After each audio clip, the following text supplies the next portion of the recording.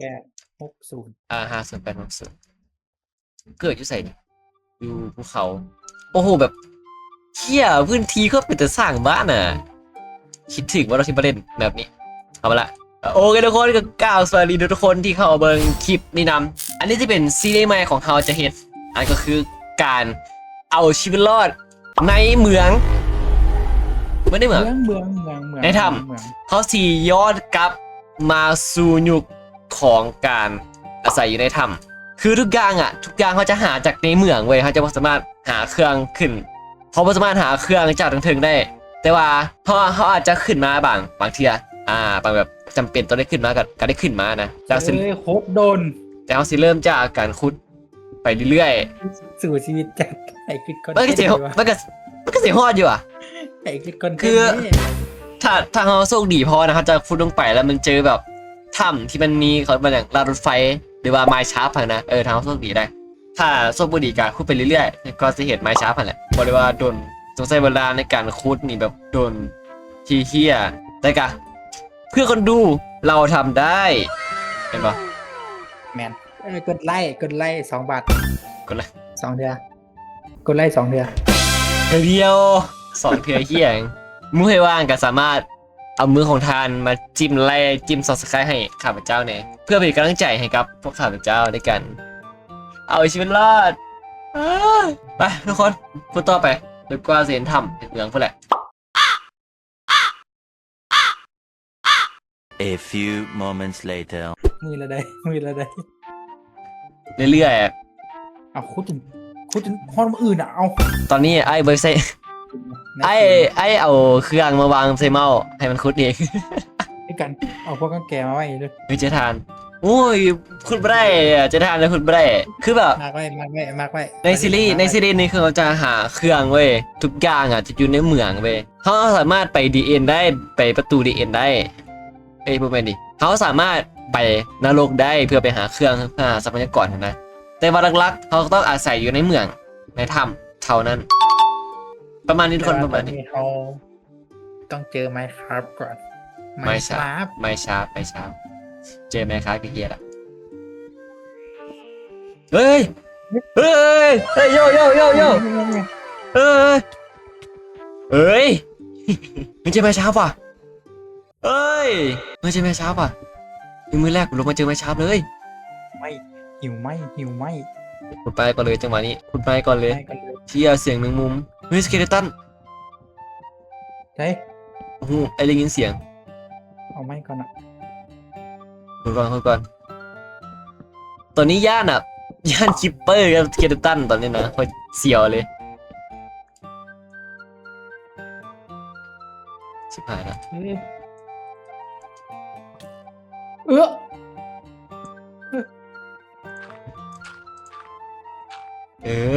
มึงอย่าห้าวไม่ละไม่พอต้องการที่3ต้องการที่2 อันเพื่อคาฟิแอคเดียวโบรเฮ้ยไงแมงมุมเฮ็ดเตียงได้ว่ะเฮ้ยน้องสลัดว่ะเฮ้ยเจ็ดหัวมันสมองกินนมเยอะกินมันได้เลยว่ะไม่น้องสลัดว่ะเฮ้ยไอ้ลืมว่ามันสามารถที่เป็นเตียงให้เป็นแบบคนที่เป็นคนแกะได้รางรถไฟเขาก็จะเก็บเป็นน้ำเพื่อมันจะเป็นตัวดีไซน์นะถ้าตอนนี้ทุกคนมืดกะขอภายน้ำตอนตัดคลิปกะสีพยายามปรับให้แสงมันขึ้นพยายามปรับให้แสงมันขึ้นกว่านี้นะทุกคนทำยังไงวะคุณเลยทานจะทานประเด็นคืออาหารเขา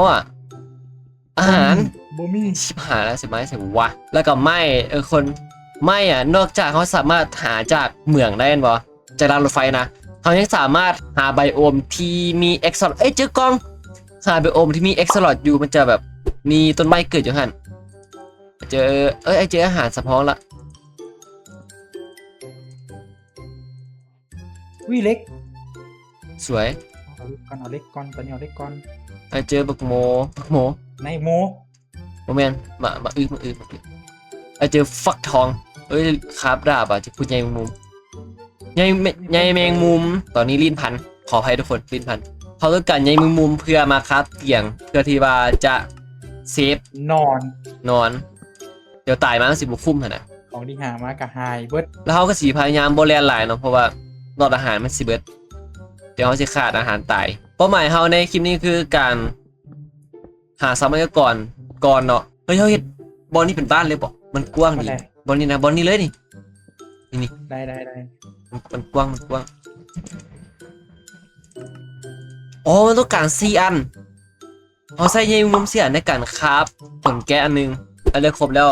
ไปเนี่ย เล็กแล้ว อันยังขาดไหมอันนึงหัวคราฟเพียงเซฟตอนนี้นะเซฟ เซฟน้ำ โอเค เซฟน้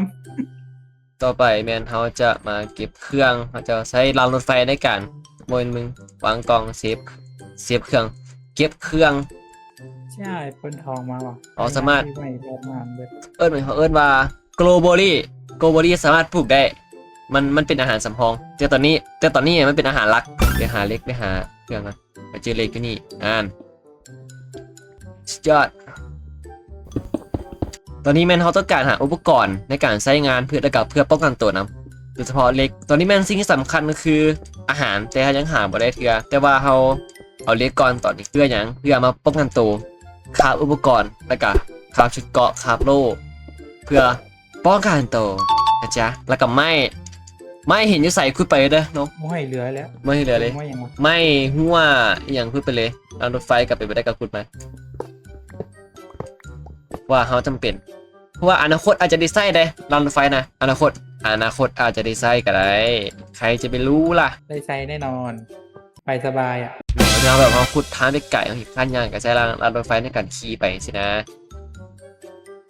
ไม่จีเนียสป่ะตอนนี้แมนฮอสีฟาร์มไม้ไปก่อนฟาร์มพวกไม้รางรถไฟแล้วก็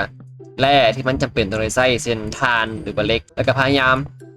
จะแลนจะตายถ้าตายคือเอ้ย นั่น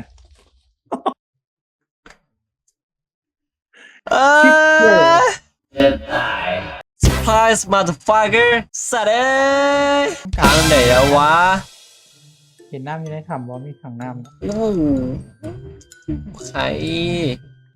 ใครจะเครื่องในตัวมันยังไม่ค่อยหลายมันกูไปต่อดีกว่าเดี๋ยวตายมามันศิลปะแล้วเราคือการตามหาทรัพยากรเส้นไหมหลักๆแล้วก็ทานไม่เห็นทานว่ะหายแล้วไฟบูมีขุดมาทานแห่งจำเป็นเลยเพราะมันคือแสงไฟเดียวที่เขาพอจะมีในเหมืองเสี่ยวคิปเปอร์อะ กูหลอนเลยเฮียหลอนคิปเปอร์เลยตอนนี้มาสะพานพวกนี้ก็น่าจะขุดไปเลยว่าเขาต้องการไม้ค่อนข้างที่จะหลายพอสมควรในการเอามาตุนไว้แน่แล้วก็เอามาใช้แน่แต่ว่าอย่าลืมทรัพยากรเรามีจำกัดเพราะฉะนั้นเราต้องอย่าขุดเปิดต้องเผื่อไว้นะอนาคตถ้าเขาไปเมืองไหนหรือว่าไปหาเครื่องยุ่ใส่นะแล้วแบบไปแล้วมันตันสินะก็สามารถขุดไม้หรือว่ารางรถไฟมานำเลยก็ได้เพราะว่าอาจจะไม่ได้ไปสำรวจอีกแล้วนะถ้าเห็นกล้องละเอาเลยนะเอากล้องมานำโอ้ยความ ถ้า จริ ไป ง ทางไหนเลยตันไว้เด้อบ อ จะไม่ได้ลง ถ้าไปแล้วตันใบก็ดี แต่ว่าถ้าไปละมันแบบได้ปะมันมีแบบไม้สินะกะกูเฝ้าตัดแต่ปลาไปก่อนเท่าหน้าค่อยมาเอาไม้ค่อยแบบมาตัด กงสเปา เอ้ยสวยสเปาอย่าง เอาซอมบี้ สวยเจอขุมทรัพย์แล้วก็ลืมบอกทุกคนว่าอีกละโซนี่ก็สิพยายามอัพคลิปให้หลายขึ้นเนาะทาง YouTube แล้วกัน TikTok เลยบางคนเชื่อว่ามันต้องมาจาก TikTok อ่ะตายบ่ได้ ใครที่มาจาก TikTok ก็อย่าลืมคอมเมนต์บอกกันเลยว่าเขามาจาก TikTok หรือไอเด้อบอกกันได้นะจ๊ะ ไอ้บอล ฮะ ไอ้บอลโอ้โห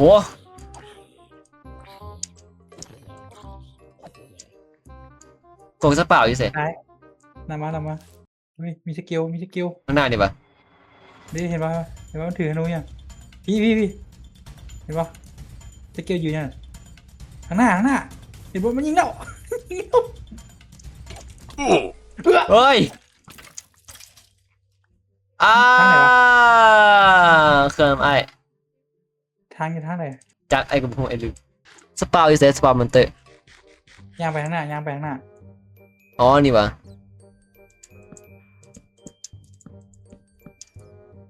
อ๋อมันต่อจากถึงตัวนี้กล่องปีดรูทอากาศเนี่ยกับพวกเป็นแนวซอมบี้ เออของอย่างเยอะไอ้พวกนอกของมาคืน เอาเนี่ยอาจจะเก็บไป ทอดเท่าดีทอดเท่า ถอดเอามาเอาไปเครื่องนึง ที่บอกกล่องมาน้ำหนึ่ง ถอดจะนี่ไปกลับทำเก็บเก็บเครื่องเดี๋ยวขยายพื้นที่บ้านเขา จะได้ทางนี้แปลแล้วจ้ะ เอากลับบ้านอยู่ใส่มาเดี๋ยวมันนี่วะเสียงมีมุมอยู่ใส่วะอ๋อโอเคเก็บเครื่องไว้ก่อน ฉันไม่กลัวแล้วฉันมีโล่แล้ว เอานี่มาเอาเล็กแล้วก็พอกำลังครับเตา มี เผา โล่แล้วมีโล่แล้วไม่ต้องยาน ไอ้เป็นท้องนี่น่าจะหาพวกซอมบี้ชาวบ้านมารักษาดีกว่าไปขยายห้องไปเพราะอนาคตเขาอาจจะได้ใช้แบบพื้นที่เรานี่เอาพังซะแล้วในการสร้างฟาร์มเมื่อกี้ไอ้ได้ปีนรูทมากะลองเอาไปปลูกเบิ่งมองเธออาจจะที่ยังได้ หาดินก่อนดินนี่ไปขุดดินมาดูซอมบี้นะซอมบี้มันมีโอกาสที่จะดรอปแบบพวกแครอทกับมันฝรั่งนะเราต้องฆ่ามันเห็นซอมบี้แล้วฆ่ามันจะเป็นในการฆ่าเว้ยเพื่อต้องการเอาชีวิตรอด ในถ้ ในทำอันนี้เขาจะเห็นเป็นแบบเป็นหนองน้ำเป็นบ่อที่แบบพวกป่าเพิ่นแบบมาอาศัยอยู่น้ำก็ใส่ว่าลืมเลยน้ำที่ใส่เกาะ ำหูเรื่องกันเป็นเมื่อไรวะ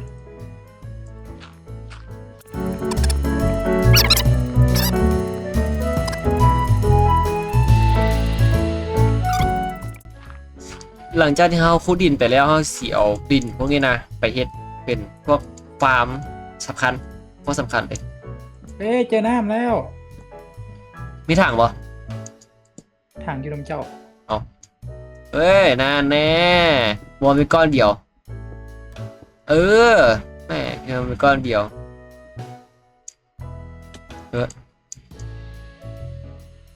สไลด์ประโยชน์ไปว้าวฟ้านี้คุณเลยได้บ่คุณเป็นห้องสี่เหลี่ยมใหญ่ๆเลยบ่นี่คุณเป็นห้องสี่เหลี่ยมใหญ่ๆเลย ไม่ลุงก็ได้มีน้ำนี่นะ โอ้ย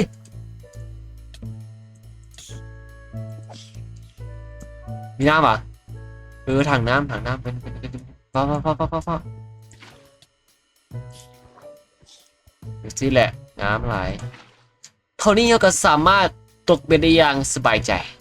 ตึกเบ็ดว่ะตึกเบ็ดเราสามารถหาอาหารจากการตึกเบ็ดได้แบบกินปลาเป็นอาหารสินะ